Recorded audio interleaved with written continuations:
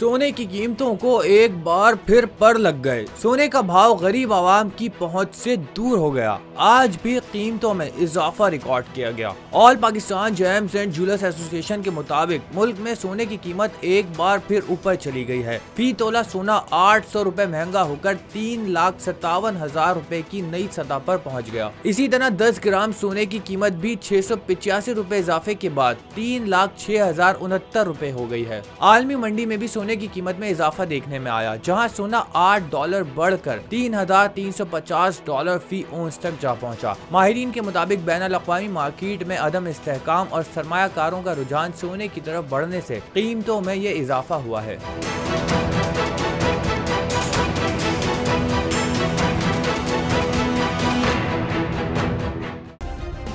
Subscribe करें और bell दबाएं ताकि कोई खबर रह न जाए।